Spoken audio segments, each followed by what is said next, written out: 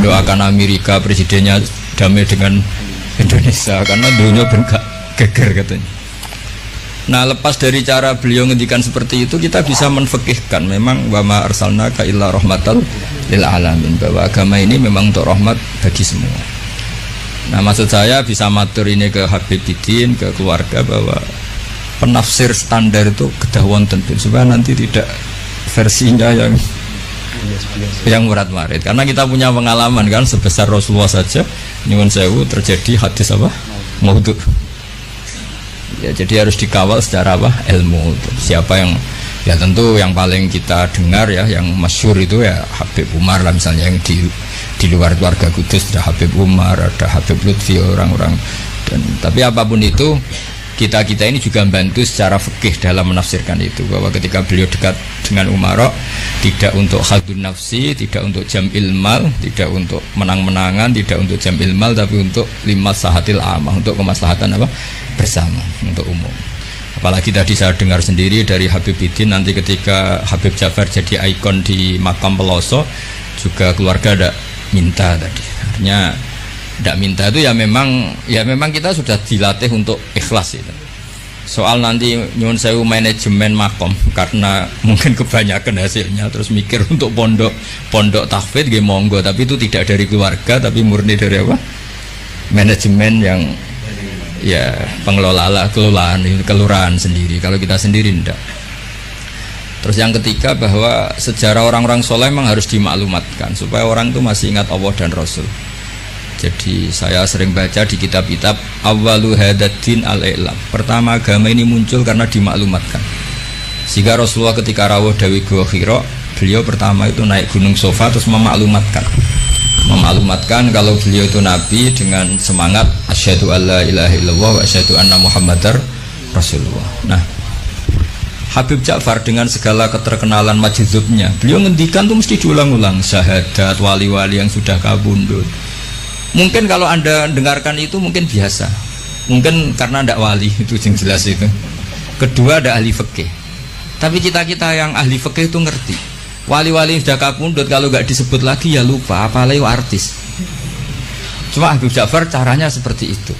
Beliau sering memberi hadiah Fatihah, karena orang sekarang itu belanja demi belanja gambarnya artis, lihat film dan apalnya tokoh-tokoh film, sampai yang di luar negeri juga hafal, tapi wali-wali yang sudah kabudut dah hafal. Nah, semangat beliau menyebut itu ada filosofinya. Itu yang nggak wali pasti tidak paham, yang nggak ahli fikih yang nggak paham, malah gremeng kadang. Bulan baleni maksudnya ini serabakat soleh lah yang seperti ini, semoga tobat kan. Jadi itu ada teorinya. Quran sendiri ceritanya juga sering diulang-ulang. Jadi itu ada filosofinya. Itu kan sama dengan semua kiai meskipun monoton selalu bilang wa ala alihi wa sahbihi ajmain. Kata ajmain ini penting karena ciri khas ahli sunnah itu menghormati semua sahabat. Kata wa alihi juga penting karena ciri khas ahli sunnah itu menghormati alun nabi. Makanya kata Basim Asy'ari wa nuhibbu ahlal bait wa nu'azzimu ahlal bait wa nu'azzimu jami'a ashabi Rasulillah. Ciri khas kita ahli sunnah dalam menghormati ahlul bait, memuliakan ahlul bait dan menghormati semua sahabat. Jadi kalimat ini seakan-akan diulang-ulang wa ala alihi washabihi ajmain, tapi ini maklumat sebuah akidah, maklumat sebuah ciri khas. Lah nanti kalau bangun makom juga diniati gini, ini maklumat bahwa bangsa kita menghormati wali, menghormati habib, bukan gagah-gagahan terus seperti itu ndak. Ma'adzallah min dzalik itu ndak akan, tapi sebagai ikon kita bangga, kita tabahi kalau dalam bahasa Arab dengan eksistensi Habib Ja'far. Jadi saya beberapa kali dengarin beliau ketika dengan Pak Jokowi, dengan Gus Ali, dengan Mbah Mun, terus terakhir dengan saya di sini, kenangan saya itu harus difekihkan. Jadi ketika beliau kesini biasanya dikawal dari Mapolda, dari Mapolda. Kemarin saya juga melihat acara pemakaman. Saya pas itu baru datang dari Situbondo. Jadi semua itu harus difekihkan. Sehingga dalam fikih misalnya dijelaskan ketika Nabi nyurati raja-raja itu ila maliki qaisar, ila malikir rum, ila qaisar. Itu kata ulama-ulama, Nabi itu ngakui jabatan dunia. Buktinya raja-raja juga oleh Nabi dipanggil malik, dipanggil apa? Raja. Jadinya Nabi nggih kersa apa ngakui eksistensi hukum yang sedang apa? Yang sedang berlaku. Ya tentu tidak yang tidak yukhalif ya tidak bertentangan dengan syariat. Jadi saya mohon pilihan-pilihan beliau dekat dengan Kapolri, Presiden atau dekat dengan Umaro jangan ditafsirkan macam-macam, tapi tafsirkanlah bahwa semua ingin kita ini baik-baik saja, baik urusan yang terkait ulama maupun terkait apa Umaro. Dan itu yang diihyai seperti itu, al ulama wal umaro tau aman. Ulama dan Umaro itu saudara kembar, saling meleng. Saya sebagai kiai itu juga gak bisa bayangkan berantas narkoba dengan penyelundupan seperti itu. Yang punya otoritas itu polisi. Kita gak bisa membayangkan kan seperti pemerkosaan, penggarungan, pembunuhan itu gak bisa membayangkan kalau gak ada apa polisi. Nah anggap saja Habib Ja'far itu ikrar bahwa kita ini butuh negara. Lah bahwa kita di sana sini ada kekurangan baik di aparat negara maupun di kita ya sudah, al-insan makhluk khotok manusia. Tapi kaidah kita dalam fikih itu la yudraku kulluh la yudraku kulluh. Jadi kalau tidak bisa ideal jangan ditinggalkan sama sekali. Kita bernegara pasti tidak ideal, tapi kita butuh kekuatan untuk melawan penjahat, kekuatan untuk melawan pengedar narkoba, kekuatan yang bisa menangkap pemerkosa. Nah kekuatan-kekuatan itu adanya di kepolisian. Sama kita butuh kesejahteraan, benono sing mikir menteri keuangan, Menko apa.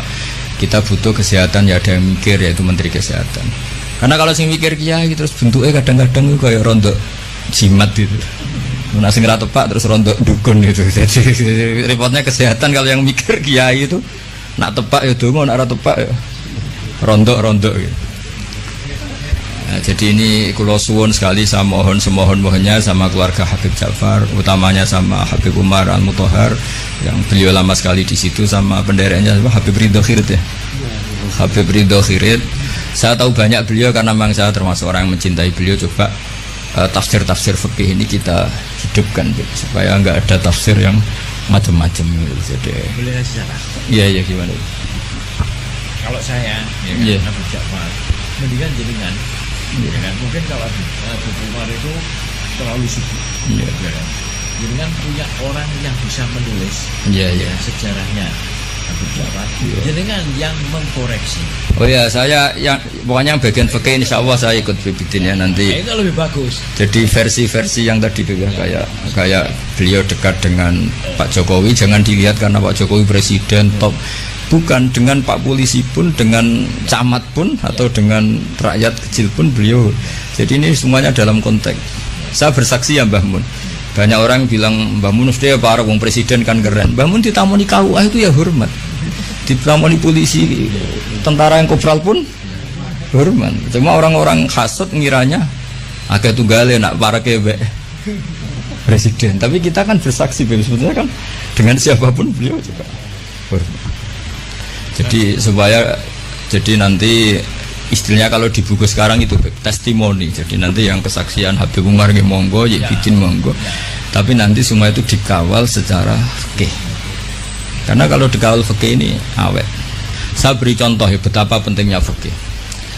Rasulullah SAW itu kalau dahar itu sering di luar rumah. Dan cara dahar itu enggak priayi menurut ukuran orang-orang priayi. Orang priayi itu kalau dahar kan dinampan terus pakai sendok. Nabi itu dahar kayak umumnya orang. Tapi itu dianalisis sampai ada orang lewat tuh, ini ngaku Nabi kok cara makan seperti itu. Tapi kata ulama-ulama itu penting sekali. Karena Nabi jadi Nabi setelah kecelakaan orang seperti Nabi Isa dituhankan. Jadi Nabi Isa itu saking sempurnanya, saking lembah lembutnya, justru kecelakaan dianggap Tuhan. Sehingga trauma dari itu Nabi itu sak urip-uripe, sak gesang-gesangnya menunjukkan kalau dia seorang manusia. Nate sholat patang rokaat itu kali rokaat ditakdir dilupakan sama Allah supaya kelihatan basariahnya. Jadi ini harus dibaca secara fikih. Sama misalnya kita melihat orang alim alamah atau habib wali kok mangan di warung, itu bentuk penghormatan pada wong cilik. Tapi kalau yang nafsiri orang yang gak ngerti fikih dianggap nak dan murah agak apa dianggap beda bakule ribet kan. Jadi penafsiran ini penting sekali. Akhirnya ulama-ulama, kenapa Nabi dahar di depan umum? Bahkan Nyuwun Sewu pernah juga di depan umum Nabi itu dimarahin orang macam-macam. Nabi ya sabar, sampai beberapa kali dimarahin. Tapi akhirnya orang itu sungkem terus iman. Ini orang Yahudi. Saya membaca alamat Nabi ada di kamu semua, kecuali satu yang belum saya jumpai, yaitu ketika dimarahin, dimaki-maki, nambah khilmannya, sifat sayangnya, sifat sopannya. Dan sekarang saya temukan sifat itu pada Anda, maka asyhadu alla ilaha illallah wa annaka rasulullah. Jadi fikih ini harus dibaca. Seorang lagi fikih ini harus dibaca. Sehingga ketika Nabi lupa sholat duhur hanya 2 rakaat, Nabi dawuh ma kuntu ansa walakin unassali as-sunnah. Saya sebetulnya enggak lupa, tapi saya ditakdir lupa, supaya kalian tahu ketika lupa harus melakukan apa. Jadi lupanya Nabi itu berkah bagi kita semua. Saya sering nyontohkan tuh sholat qadha. Normalnya sholat qadha itu tidak wajib karena batas waktunya sudah habis. Kalau kita tangi turu 12:30 sekolah SMP kan sudah gak mungkin sekolah, jatahnya sudah habis. Normalnya qadha itu tidak wajib. Karena yang namanya sholat subuh ya antara 4:30 sampai jam 6 misalnya. Waktu itu habis kan harusnya kan sholatnya juga habis, karena malaikat bagian nyatet sudah tutup buku kan. Itu ibarat kita mau nabung sudah jam 4, jam 5 kan bank sudah tutup. Tapi barokahnya Rasulullah nanti ditakdir qadha. Saya ada bilang qadha, ditakdir qadha subuh. Dan ternyata Nabi sholat. Terus jadi pelajaran bahwa qadha itu wajib. Nah, jadi Nabi itu dalam kondisi yang seakan-akan Nabi kok qadha, itu aja berkahnya. Tadi kan Nabi gak pernah qadha. Mungkin ulama-ulama pertama kayak Izan mesti berpikir gak butuhnya qadha itu. Mesti berpikirnya begitu, karena nah, contoh yang terakhir sekaligus ini pengalaman fikih. Semua ketika tawaf itu jalan, tapi Rasulullah itu naik unta. Itu kalau orang nggak seneng Nabi atau nggak ngerti fikih, anak buah kon mlaku dekne enak-enakan lenges-lenges numpak unta. Tapi baru kayak para penafsir fikih akhirnya diketahui bahwa tidak termasuk syarat sahnya tawaf harus jalan. Buktinya Nabi naik unta. Akhirnya kita pakai kursi roda punya dalil, yang agak sepuh pakai skuter punya. Coba kalau dulu Nabi jalan kaki, akan dikira syarat sahnya tawaf harus jalan kaki. Jubah juga gitu, bibitin jubah, baju hem kayak gini. Itu dulu semua tabiin kalau sholat tuh pakai pakaian resmi, pakai jubah, pakai gamis. Kalau Indonesia mungkin pakai hem resmi. Itu Jabir bin Abdillah datang ke masjid, jubahnya dicopot, serbannya dicopot, dicandal loh ya. Terus sholat pakai sarung satu, akidan bena torofaihi ala atiki, sarungnya dipancang begini, kayak orang-orang kuno di kalung no. Terus ketika dikomplain sama tabiin, ungzuru ila sahibi Rasulillah, ini sahabatnya Nabi kok sholat seperti itu. Terus beliau marah, saya bersaksi Nabi pernah sholat seperti saya ini. Akhirnya barokahnya itu orang tahu batas minimal aurat, yaitu mabena surah. Andai kan semua sholat mulai dulu jubahan pakai gamis, pakai hem, akan dikira syarat sahnya harus seperti ini. Tapi barokahnya itu orang yang pakai celana 1/4 ngisore dengkul pasangon atau pas apa di sawah bisa sholat karena memenuhi syarat.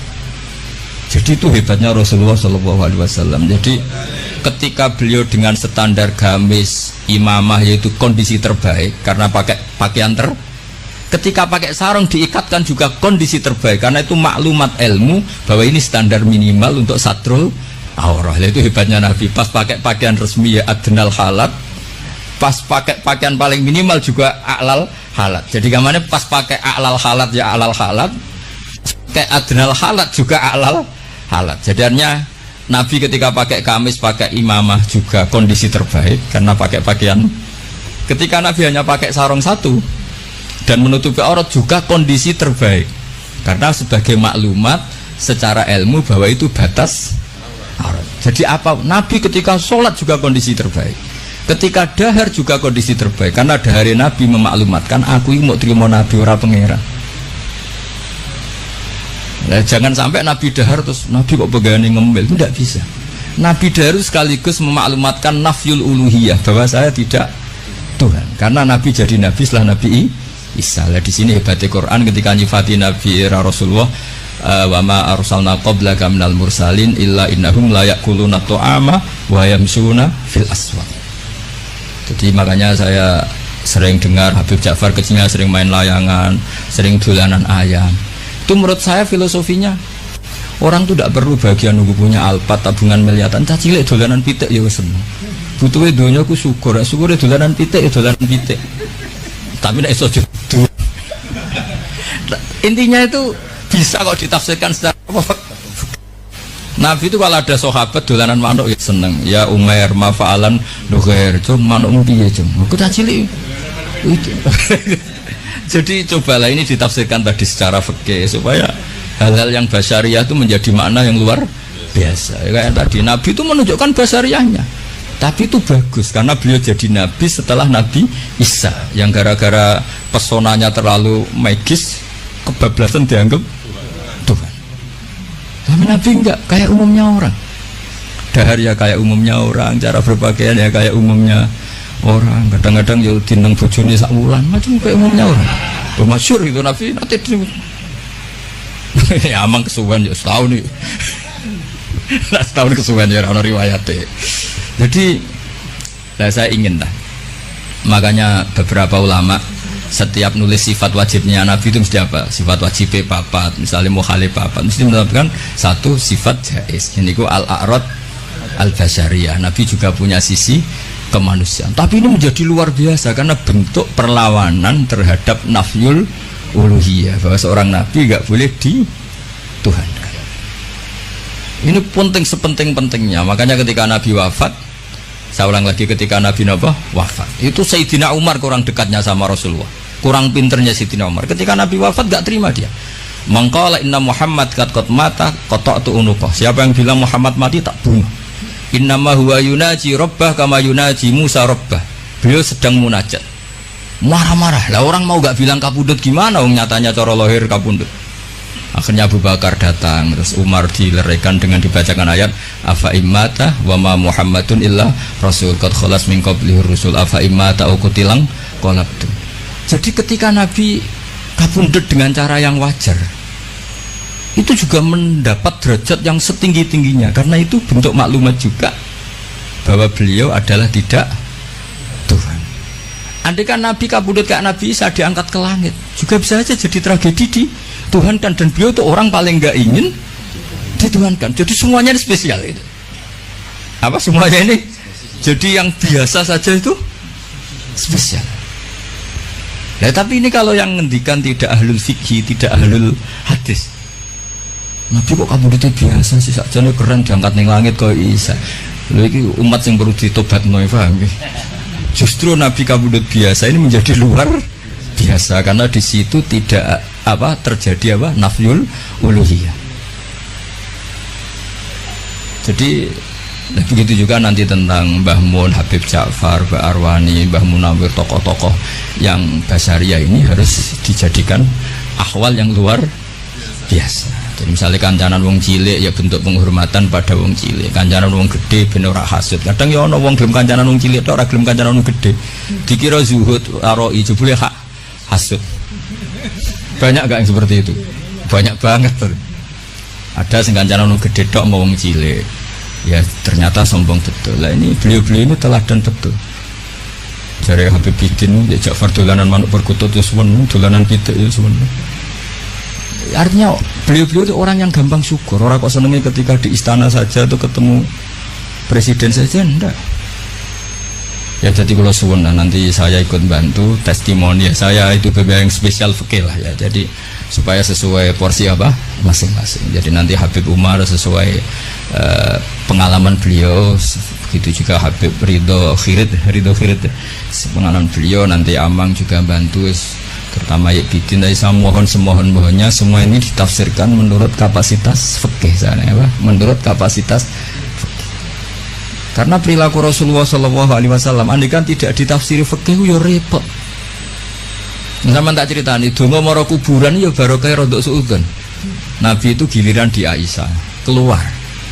Karena garwane Nabi banyak dan yang cantik juga banyak, ada Zainab, ada Sofia. Aisyah itu cemburu, ditututi ditututi pikirannya tuh ke yang lain. Ternyata Nabi itu mau bagi. Semoga bagi terus Nabi ngendikan assalamualaikum daroko. Jadi itu riwayat berdasar cemburu, berdasar rodok suudan. Tapi barokah itu ada riwayat. Assalamualaikum daroko mukminin. Terus akhirnya Aisyah balik. Oh jebule ngono to. Ya sik aman. Jadi sholat tahajud juga gitu. Betapa Rasulullah itu orang yang luar biasa. Ketika sare jatah ning Aisyah. Kenangannya Aisyah hatta masajil di jildah. Tapi Aisyah yang cantik itu perawan. Aisyah itu saya senang sekali ketemu engkau. Corong Jawa lagi seranjang dengan beliau. Tapi apa pamitnya Nabi? Zani putune kudu niru ya kowe. Dari ini ata'abbadu li rabbi. Aku keiha, aku tak ambek pangeran. Dari ini ata'abbadu li rabbi. Terus sholat. Ya dikira Aisyah sholatnya rakaat. Ternyata sholat tuh sampai subuh. Padahal ngarepe Aisyah, ngarepe Saudah banyak penafsirnya. Ini di depan Aisyah. Dan pas rukun, perlu dicatat pas rukun. Nah sama tahajud kan pas dineng. Sekali rukun serang arah tahajud kan. Ini pas apa ya? Pas rukun. Pas Aisyah, tidak Saudah. Wala Aisyah terus entek. Aku sing ayune ngene ditinggal sholat asik sampai subuh. Makanya protes deh. Ngapain kok begitu ya Rasulullah? Waqad ghafara wa laka ma taqaddama min dzambika ma ta'akhkhar. Jadi aslinya orang niat takok. Ya rada niat protes. Nabi jawab afala akunu abdan syakur. Jadi ini Rasulullah sallallahu alaihi wasallam. Semua perilakunya itu hebat.